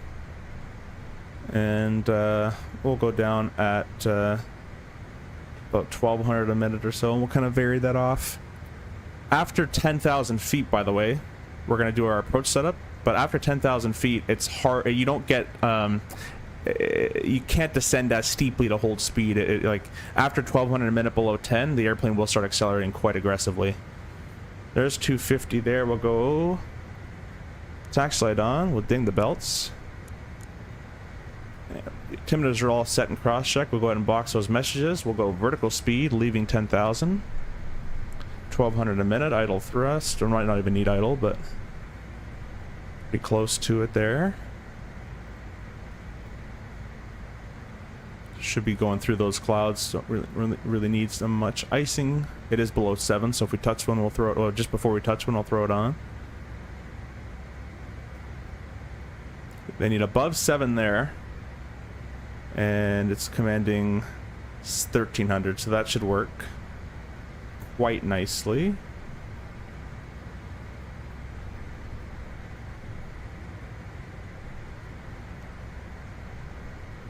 And it says, would you do standby Philly, nice short flight? Or sorry, I'm not reading standby, SBY. I don't even know where SBY is. Let me look it up here. Salisbury. Yeah, I've never even been there. That is, it is a pretty short flight. That's what, like 40 minutes? Can definitely do that for the next one. Add it, if you're part of the Discord, throw it in my, throw it in off topic or something, and I'll go ahead and make a note of it, because I'll definitely forget. There's the airport there, there's DCA. So basically what we're going to do is we're going to go all the way this way, and then come all the way back around over the river, and come back for the visual in 19.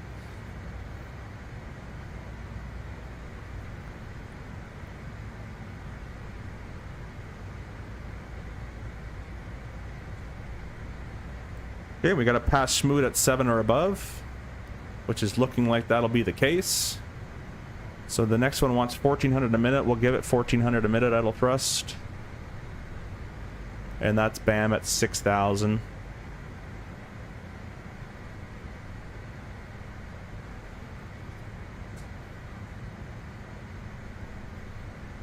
A little bit of thrust for 250. Yeah, so real world idle at 14 would pretty much maintain your 250. It's a little draggier in the sim than it is real life, but that's okay.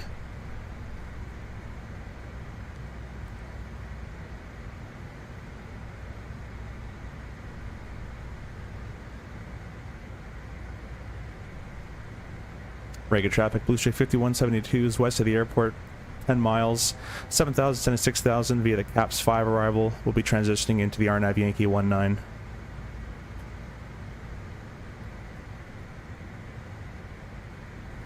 That's actually less than 10 miles, but I should have just looked out the window. It's probably about 5 or so. 7 for 6. It's a Piedmont flight. They probably don't. That's 145 then probably does it. Yeah. Alt's capping at 6,000, but for sure. I'll try to find... I think I have free Philadelphia scenery. I'll have to fly or find that Salisbury scenery. Salisbury, sorry. And then when we get to Packy, they would go ahead and vector us. So I'm going to go ahead and say we're clear down to 3,000 feet because I'm my own vector. Now we're just going to click speed mode. We're going to go descend to 50, idle thrust. Now it looks quite scary in the sim when it just like it pushes its nose down that hard, but it wouldn't really go down that fast. It wouldn't push it that hard. But anyways, looking like it's actually going to work out quite well. And then we vector ourselves out to the right. And we'll slow up and start getting gears and all that stuff. There's the river we're going to follow. So get that river in sight. Don't lose it.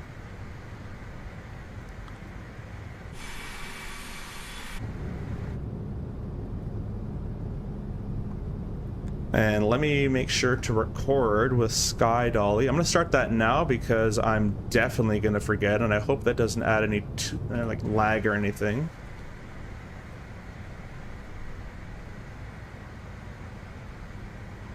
I have to remind myself that this is not the real RJ, and nor it is the beta. So in the current build, this thing floats so much. I even did a test where I went 100 feet, I pulled idle and did nothing on my flight controls, and the airplane basically flared itself. So I'm going to be pulling power back quite earlier than we would real world. Real world, our technique would be at 20 feet, 30 feet is where I'd start backing the power back, and 10 feet I'd be idle. In the sim, I have to be idle so much farther back in the current build. But we'll be addressing that. So let's go ahead and go direct Derek. And we'll go VNav or FMS2 is captured. We're Alt's cap. I'm going to slow it down here. We're going to start getting slower.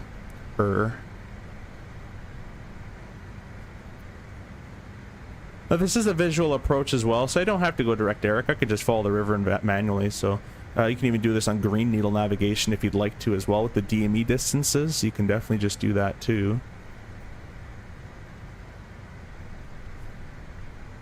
They are below 230, flap 1.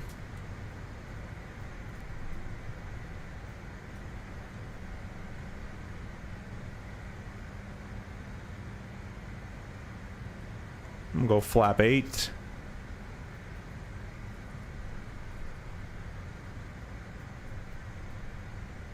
And I'll hold my 200 knots or so until we get a little closer. I'm gonna get configured early as well. I'm gonna get gear and all that stuff early.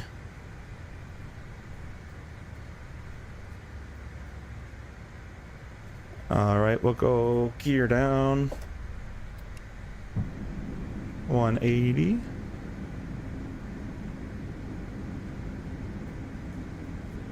Prime says, good to know. I've been having issues with the flow. Yeah, it's not real. Go flap 20. 160. I'm getting configured early so we can do that nice little smooth descent profile. Go down to vertical speed, flap 30. Oh, I went to 45 right away. That was my switch. Oh well. I'll go ahead and do that. Cool. Got the visual. Autopilot disengaged. Let's turn our flight directors off. Don't need those. And again, we're looking for rough numbers on these altitudes. We're not doing the RNAV Yankee. We're doing the river visuals, so we don't have to be 100% on the altitudes. Take a note, our wind is to the right, so it's going to be pushing us towards the restricted airspace. And I actually should have built a fix in here. We put a fix called Pilvia. Go ahead and set about 3,000. There is no missed approach for the river, so I'll just put 3 as a default. Let's go back to our about 800 or so a minute descent path. 700-800 a minute.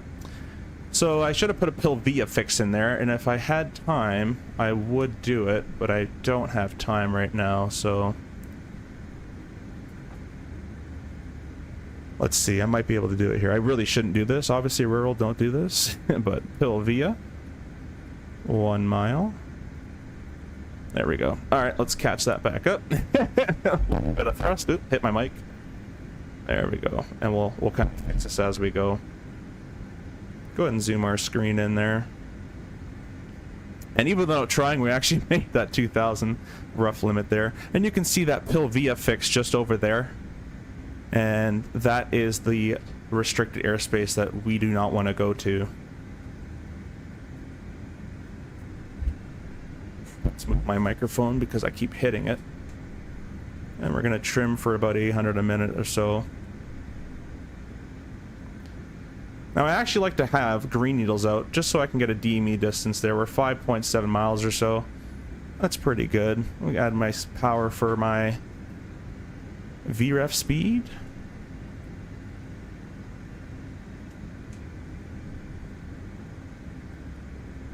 Our ground speed is 125, so maybe about 500 a minute in this descent profile. We won't need that 700 a minute. We're doing 5 miles at 1500, pretty bang on there, looking good. Got a little steep on our descent, so I'm going to add a little bit of power and nose up a little bit, back to that 500 or so a minute. And that wind is going to push me towards the left, so I'm going to go a little bit more this way, and then I'm going to turn. Keep ourselves over that river. I won't be able to watch any comments, sorry about that, guys, but I think you can understand there. That wind's keeping us right over the river. And that's what we want. Don't want to be on either side. The right side's noise. The left side is restricted. So, I mean, if you had to choose, I'd rather go over the noise. Let's start our turn early this way because we don't want to get thrown off by the wind over to the left there.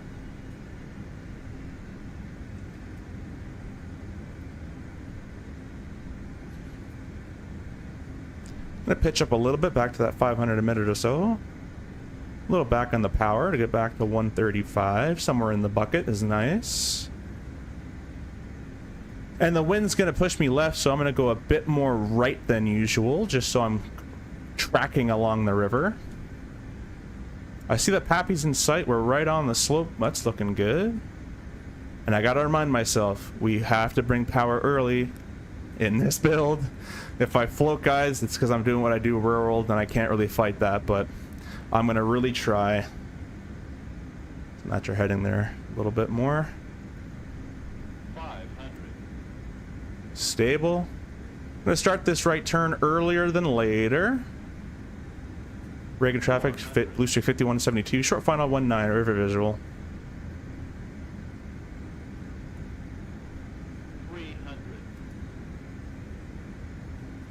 That's why it's good to start it earlier than later. You can always back off the turn. You sometimes can't always add your turn in too much, so I load a little to the right, but we can fix this.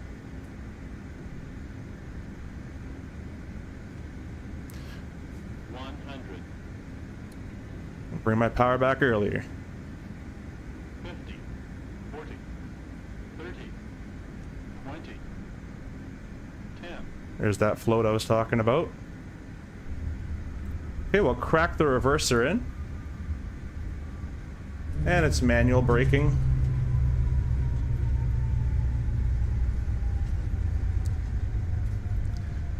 And we're gonna take the first right turn here. I believe this is Fox. What is this? At the airport memorized? It is Foxtrot. All right, let's get rid of the reverse.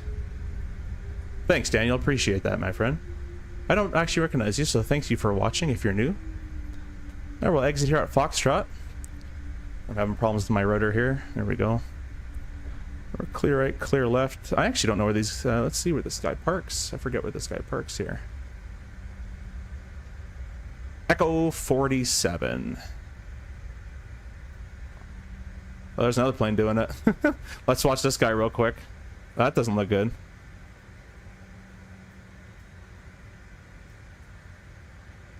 Yeah, that'd be a go around. Yeah, he made it in there. I don't know if he's gonna stop though.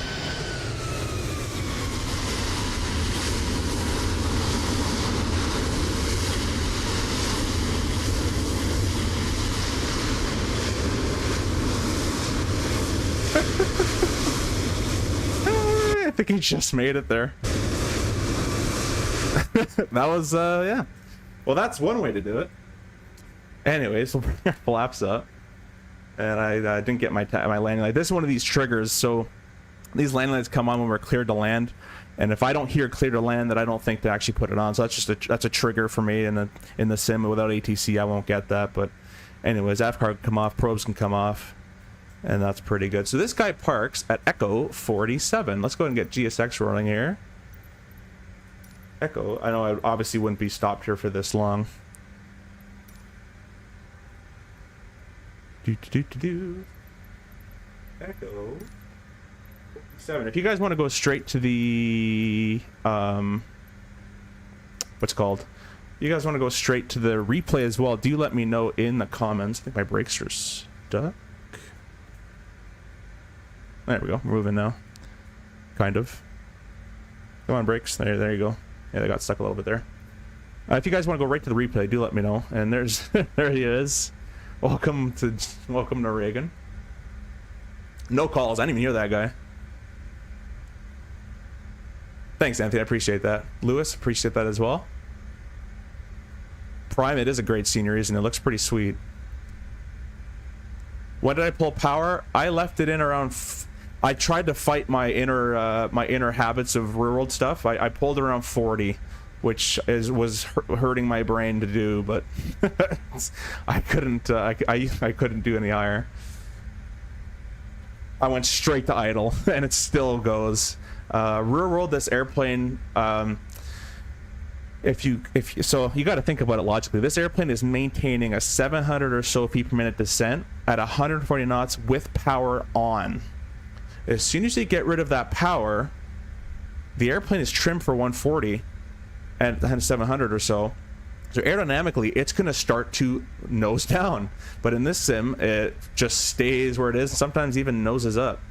So we'll go ahead and start the APU.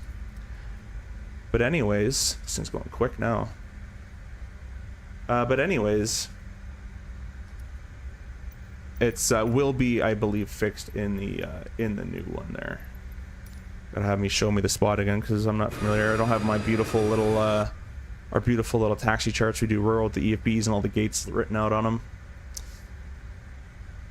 BK, welcome to the stream. I don't think I've seen you before. SkyWest was the largest CRJ operator as of 2019. Not sure if that's changed or not. Yeah, I think you might be right. I'm not sure either, but I think you are correct in that. They got quite a few of them. The APU bit test is done. We'll start the APU. Spot 47 looked like, or Echo 47 looked like it was on the other side of this over here. If you guys enjoyed that landing, please do press like on that as well. I will be showing a replay. Actually, let me stop my recording. I don't need to record that anymore. So I got all the way from the visual, like all the way out. So we'll see a nice little show.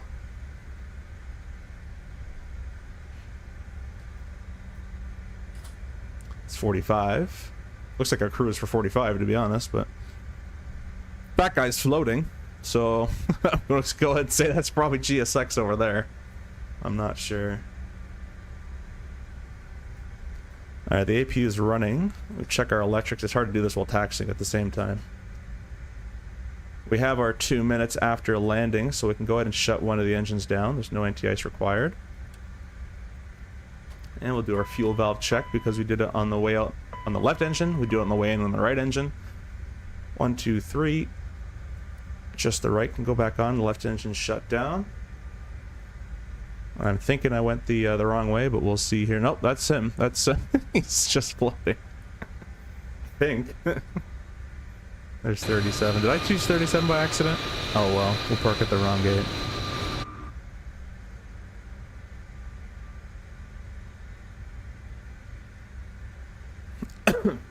I don't know how he's doing that. That's quite impressive, though.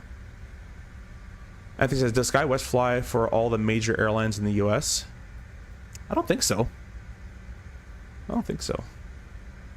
We're gonna park here where these guys are. They seem like they're having a good time. But I think they cover most of them. I think I hear someone following me.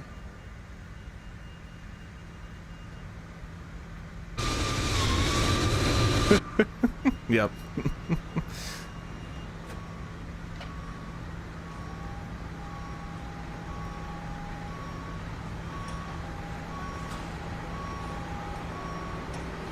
This gate's quite close. A lot of sounds going on here.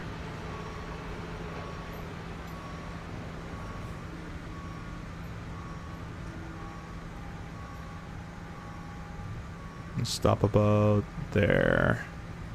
Alright, brake set. The APU is running, the anti-ice is off.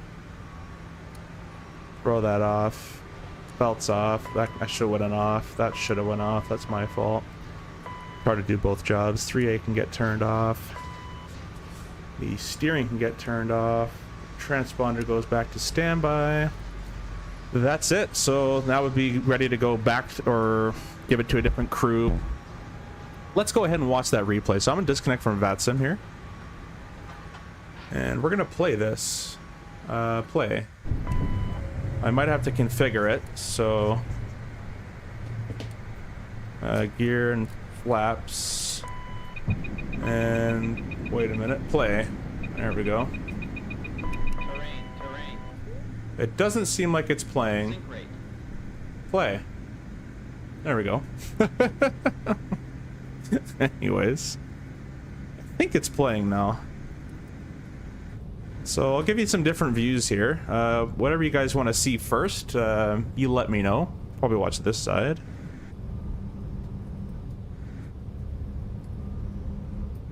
Do I not have a, there we go. Thought I did. I'll speed this along a little bit.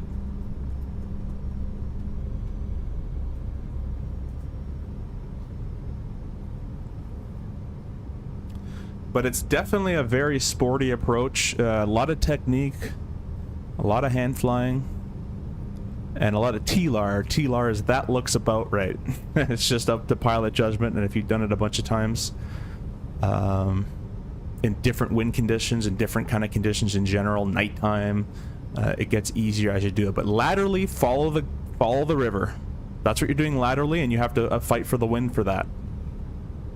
Vertically, if you meet those rough altitude gates on the visual, you're not guaranteed, but you're pretty much going to be in a good spot. You saw we were 5 miles, 1,500, 3 miles, 900 feet or so, right on the Pappies when we had them, so we just kept them the Pappies. I don't think the sound's synced, because we're at idle right now. So I'll add some power in my throttle so you can hear something. Because I think they're at idle in the replay here.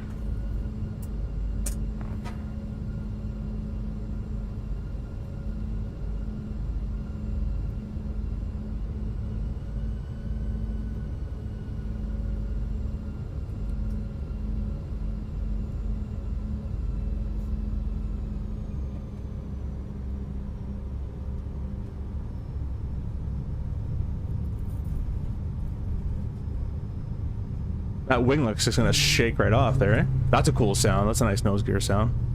So there's the wing view. Let's go ahead and give you guys something else. Let's go and put myself over here. And while we do that, let's go ahead and speed off to that little cool park that I see people watch from.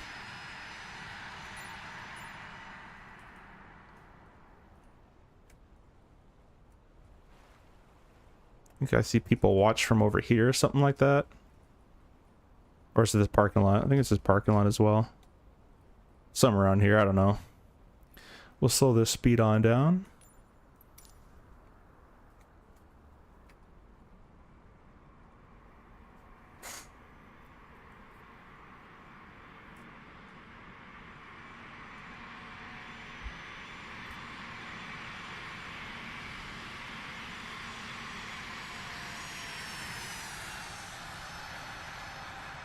Trying to turn.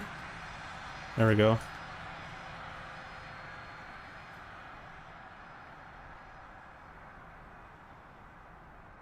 can see just how much lift it has. It just goes.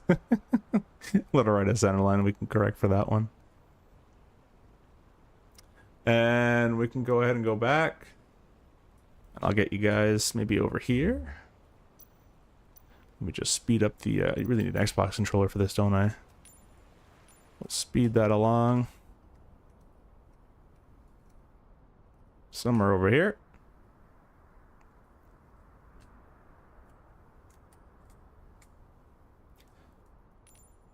Slow that back down.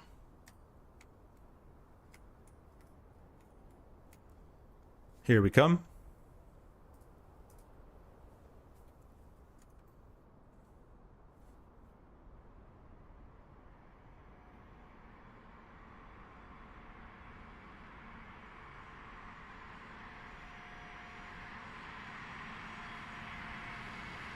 Not bad, if I don't say so myself. Looking pretty good. I'll give you guys maybe a flight deck shot. If there's any shot you wanna see this angle from, let me know. Please take a moment to ensure your seat. 500.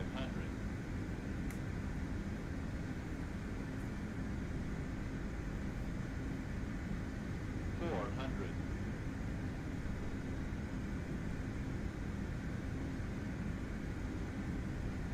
300. 200.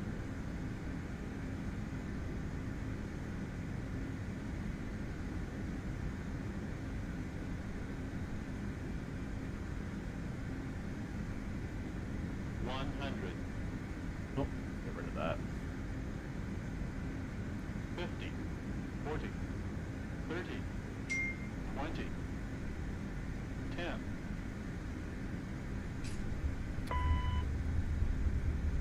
Thanks, Stir. Thanks for watching, my friend. I think that's as many replays as I can give you, unless you want to see something else. But, maybe this view?